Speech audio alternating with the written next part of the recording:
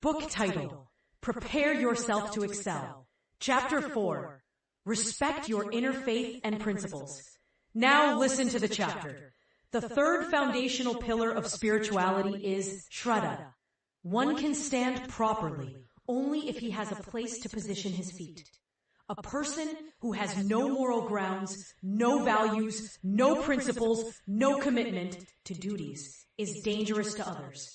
The Proviso 109 of Indian Penal Code applies on people who wander purposelessly in a suspicious manner without any basis and plans. The opinion of the learned thinkers who formulated such a law is that such people could only have tendency towards crime and can prove detrimental to the society, and so it is essential to clamp restriction on their aimless and astray movements. According to the aforesaid law, police can arrest a vagabond and send him to prison for a year. Just as aimless wandering and hooligan acts of the body is a crime, instability of confidence, aimless flickering of thoughts is a mental stake. A person having no principles, no objectives, no accountability to commitments, no program, and no foundation will, in the absence moral control, definitely get attracted towards satanic flamboyance and will take to unethical, evil deeds. Lacking any firmness and stability of mind, he will be tossing around haphazardly, like a dislodged leaf in the wind. The uncertainty regarding when and where a leaf blowing in wind lands can be tolerated, but a confused, unsure person is intolerable. Today you believe that devotion to the nation is your duty. Just the next day you may turn to treason. Today you are a Hindu. Tomorrow you convert to a Muslim, to a Christian the day after. Today you put on a cap, tomorrow a hat. Next day you tie a turban, and whatnot. Today you wed a bride, divorce her tomorrow. Today you donate, take back forcefully tomorrow. In this way, instability of thoughts and faiths makes a man a type of mental criminal. Confidence in him gets lost, and people view him with suspicion and doubt. He gets deprived of cooperating assistance from others in view of loss of their confidence in him. Such a person is neither of any good to himself, nor can be of any help to others. People of unstable faith, agile thinking, and wavering integrity are no less in numbers in this world. Many among those who preach not to steal and uphold unabatedly the gravity of abstinence are such who never miss any opportunity to steal. We have seen people indulging in libidinous activities in spite of being vehement supporters of chastity.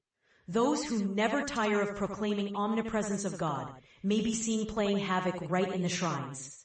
We have seen people who loudly accept the importance of ethics, but do not hesitate in becoming false witnesses, committing abduction, and supporting injustice. People reciting hundreds of times the eternity and indestructibility of soul after studying Gita are ironically seen totally afraid of even minor injuries. Leave aside taking risk of life when an occasion arises.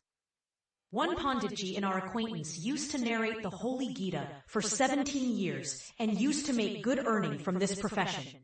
He had accumulated big wealth. Once dacoits attacked his house. Besides looting the wealth, they also raped his wife and grown-up daughter.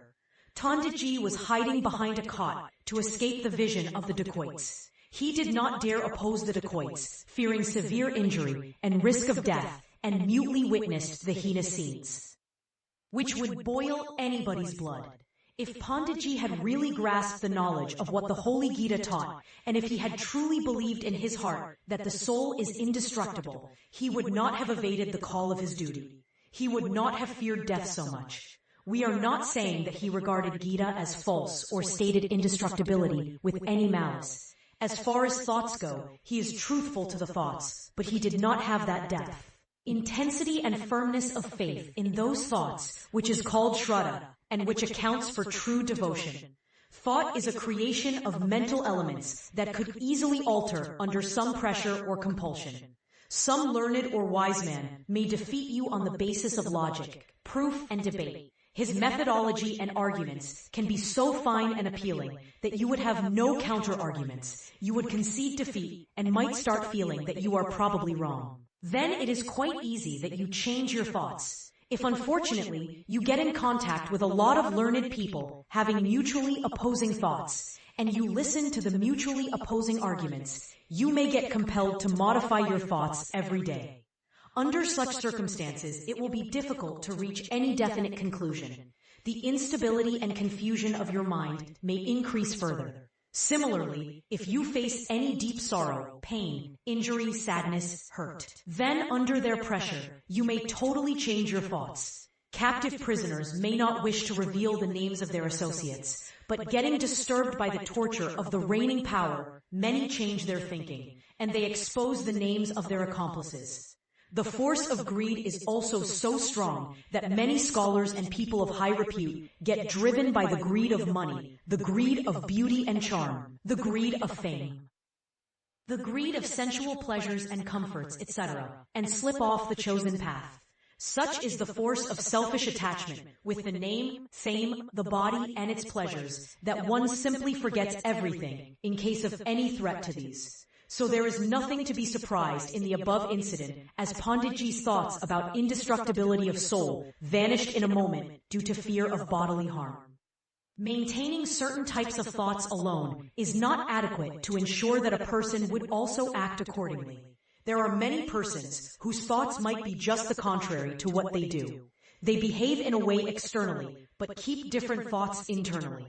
The non-coherence of thoughts and actions implies that the thoughts are not deep-rooted, are weak and incomplete. Their reach is only up to the mental surface. They have not entered the inner heart.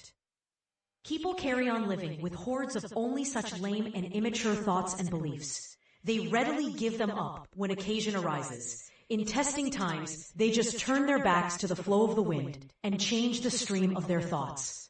They express some thoughts one moment and start stating something else the other moment. This instability exposes a man's mental vagabondism, which is no less criminal than the vagabond state and actions of the body, for which one could be put behind the bars under Proviso 109 of Indian Penal Code.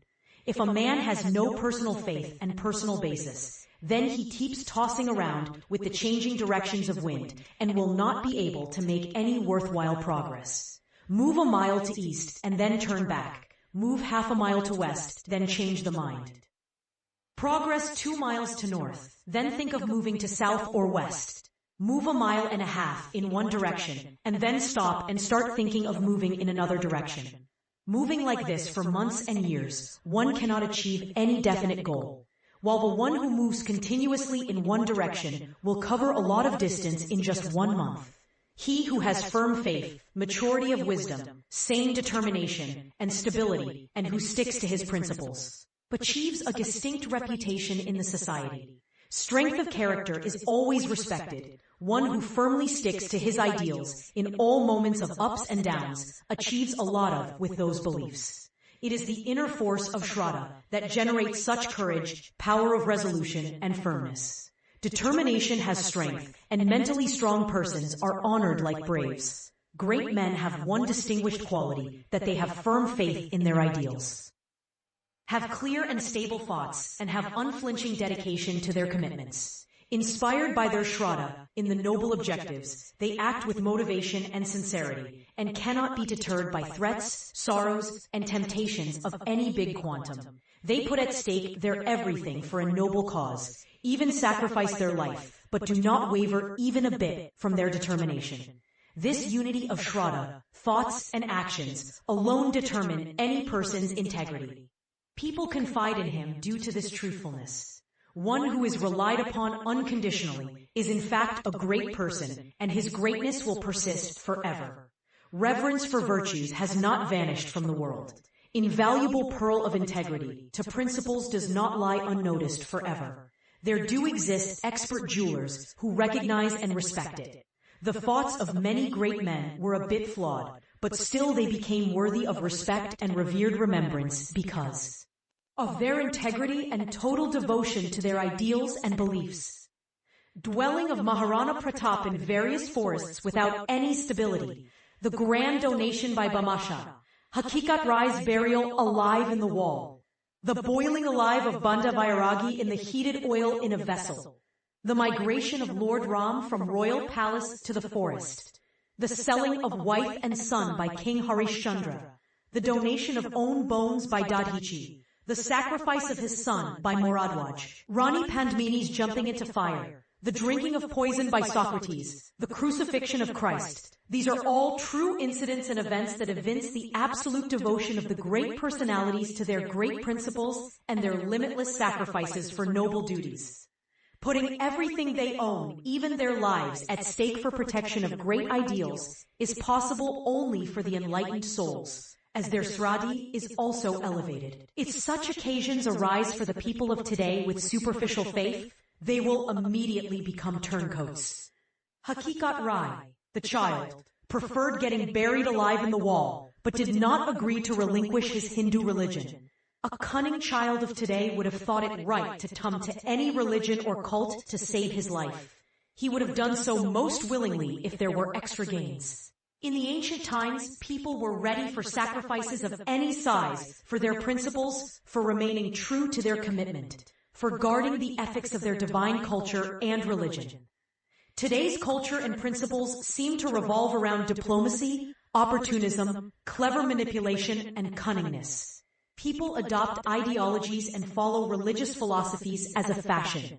Just as they grow beard and maintain it till, they are fond of it and shave it off any time at will. They preach elaborately on the importance of communism, but are themselves centers of expansion of consumerism and capitalism. They boast of religion, but are themselves responsible for sinful acts. These examples show that today, there seems to be no place in human life for faith, principled thoughts, and values. In one way or the other, these have also become commodities of fashion and exploitation for most people. Where are those Shankaracharyas today who would come out ready to die for the protection of Vedic religion and risk their lives in front of huge gatherings of opponents?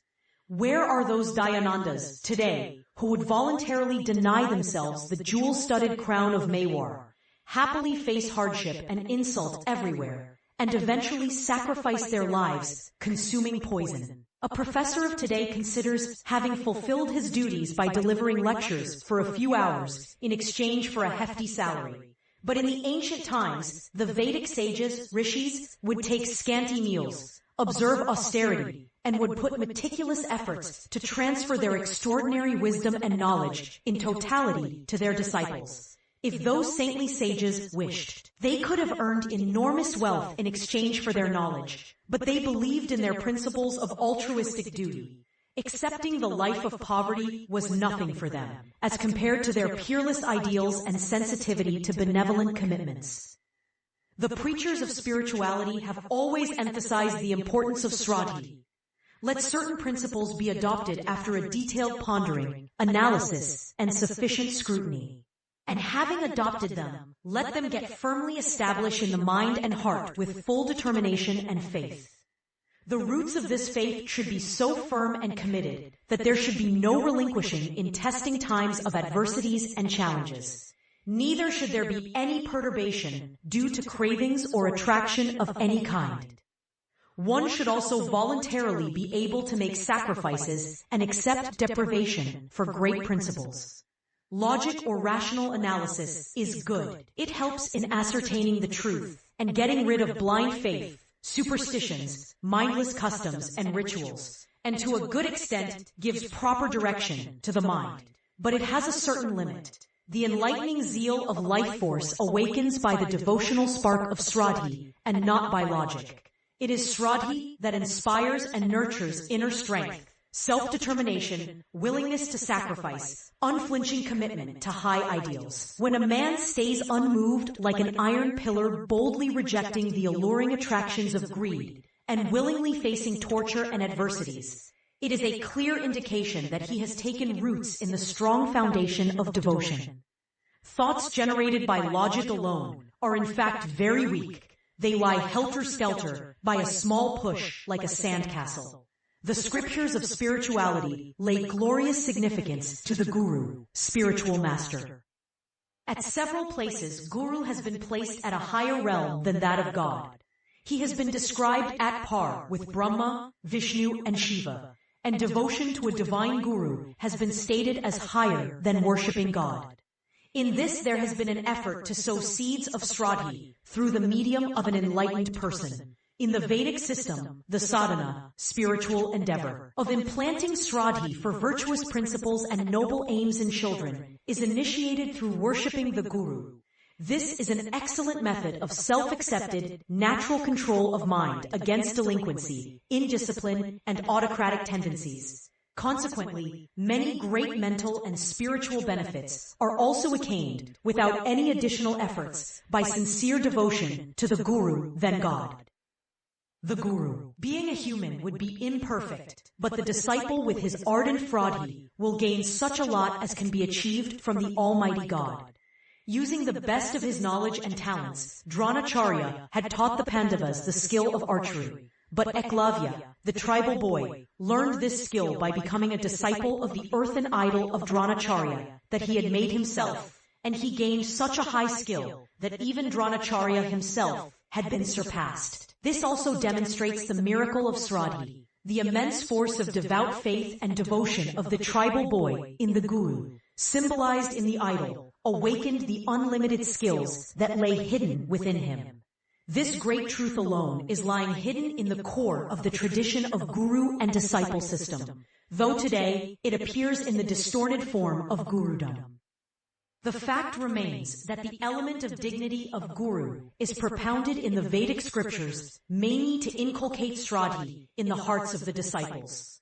The different kinds of spiritual practices preached by the rishis are outcome of their independent experiments of purifying the mind and inducing sraddhi. These appear different in terms of the disciplines and modes of practice, sadhani, upayasani, but serve the same ultimate purpose. The supernatural effects of devout sadhani, upayasani materialize with the awakening of sraddhi, because the intense spiritual force of sraddhi inspires the inner self and activates the hidden powers and talents of the siddhaka. Eating apples rather than counting them in the basket is important. Similarly, what matters for a siddhaka is to endeavor the sadhani upayasani, as preached by the guru, with full faith and experience their miraculous effects. Spirituality is a science of awakening and of enlightened empowerment. This science pertains to elimination of ignorance, illusion, infirmities, and imperfection, and initiation of awakening, strengthening, and improving, leading to chiseled transmutation and perfection.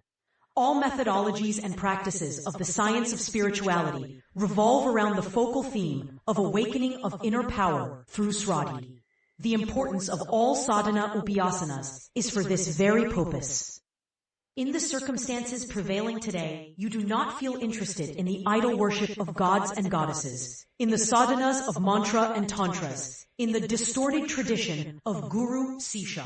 We are also not insisting at all on all that. When other avenues are available, there should be freedom to choose the path according to convenience and interest. The main objective is inculcation and expansion of sraddhi. You should allow the inspiring light and warmth of sraddhi prevail in yourself. Have faith in the dignity of your soul, your hidden greatness. Believe in the love of your wife, innocence of your children, and affection of your parents, elders, and teachers. There is more of piety and benevolence than evils or adversities in this world. Religiousness is more than sins. Bad is less than good. Darkness is less than light. Let such feelings imbibe in your attitude. Reduce disbelief and skepticism. Enhance confidence in the truthfulness of your near and dear ones. See the positive, the good in dwelling in this world. Agree that deceit, cunningness, tricking, and falsehood is prevalent. A lot in today's world. Still, it is not so much as to exceed the weight of selfless service, sacrifice, love, simplicity, and truthfulness. This world is a divine creation of God. In this, good, useful, and blissful elements are in plenty. You should cultivate the outlook to see them. Think about yourself also with the same view. You are capable and full of determination. You keep your words. You are truthful, and you work with integrity. Though some defects may exist, but definitely your own good qualities and their quantum is more than the defects. Examine again and again your brighter side, your good qualities, and be happy. Develop confidence in your potential to excel. Have sraddhi in your soul, your inner greatness. Your aim should be sensitivity and consideration for others. Because altruism is the most decent, effective, and justified means to gain true benefits for the self. Nothing else is more beneficial to oneself than to think and work for the benefits of others. Therefore, be devoted to altruistic service. Have Sradli in the piousness of your true self, your soul. Adopt such beliefs and principles, which contribute to the progress and welfare of many others, of the masses. Assimilate such beliefs and principles to the deepest depth of your heart. Build up such a strength and firmness that even torture and greed encountered do not deter you. You do not get deviated when testing times and occasions for sacrifice arise. These convictions should be pervaded with your Sradha, and thus be dear to you more than your life. Just as you make every possible effort to save your life, in the same way be prepared to take any risk or challenge, however big it may be, to remain true to the standing to which you are devoted with Fradley. Science of spirituality teaches that you prepare your mental field in such a way that faith sowed in it takes firm root. Resort to discerning wisdom to ascertain good and bad. Put in efforts to draw out truth from the darkness of untruths. But never wield an axe of logic on the basic principles of humanity and virtuous elements. What is the use of incurring expenditure in serving old parents? Why not acquire jewelry for wife so that she would serve me better? From the point of view of logic, only this can be agreed, to that old parents may be dumped in a coma, and jewelry be acquired for wife. Because today's gain obviously lies in this option. If only this logic is adopted in building up life, all purity, sensitivity, goodness, and greatness of human life shall be destroyed. Nothing else will be left in man than utter selfishness and devilish tendencies. The high divine qualities of the inner self may weigh very light in the balance of logic, but do not dump them today. Protect them with Sradli and be insisting and firm on them.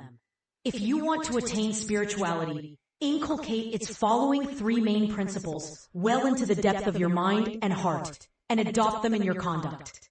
I believe that you are the indestructible self, empowered by inner strength. 2. Be self-reliant, guided by inner light. 3. Devote yourself to your sane beliefs, enlightened values and principles. This is the confluence of three holy streams, bathing in which lets divine people dwell blissfully in everlasting peace. You are powerful. You are indestructible son of the omnipotent. Do not look for external support for the progress of yourself. Search for it within your inner self. Immense source of unlimited powers is hidden in there. Introvert search deep within with Sradli will take you to the treasure of invaluable resources that will bestow pleasure and happiness upon you. Be self-reliant. Have full confidence in yourself, in your pure heart, in your sincere efforts to excel. Following the path of spirituality, your life will be illumined by the divine glow of the soul. March ahead in the present circumstances only. If I had such and such facilities, I would have done this. Those making such fake claims deceive themselves. They want to prove themselves flawless by imposing their incapabilities on fate or God. It is an impossible demand that if I had such and such circumstances, I would have acted thus. Even if such circumstances as are being imagined are available, they will be found inadequate, and then paucity of even better circumstances will be argued in one pretext or the other. The life of many who have wealth, education, friends, and status of substantial standard remains disorganized and discontented. Possession of wealth, etc., did not enhance their pleasure, but rather became an undesired burden on them. For the one who has no skill to handle snakes, possession of a lot of snakes is dangerous. One who has no knowledge of art of living might still get a little bit of pleasure even if he was in poverty or lacked resources, but he would have put himself in more trouble.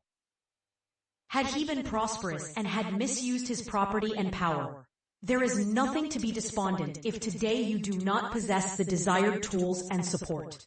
Start demonstrating your potentials with the help of items available to you, in whatever state.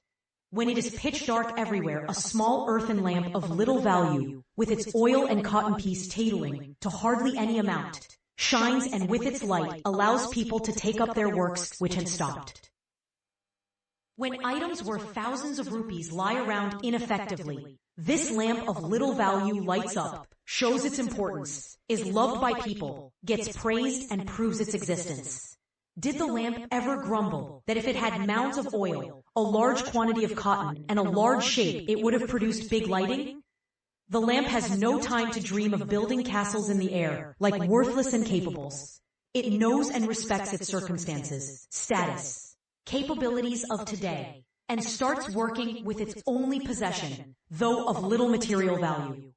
Its work is small, undoubtedly, but in that smallness, also the same proportion of success exists, as in the success of the gigantic radiance of the sun and moon. Seventh state, Udyogi nam Purusa Sinmapati Laskmi Divinative Et Kai Puruso Vadant. Only industrious persons achieve wealth, while the incapable cowards just go on crying for God. Nothing is accomplished by just depending on fate, by mere dreaming and imagining without work. Success embraces only those who make efforts unabatedly with prudent enthusiasm to fulfill their desire to progress.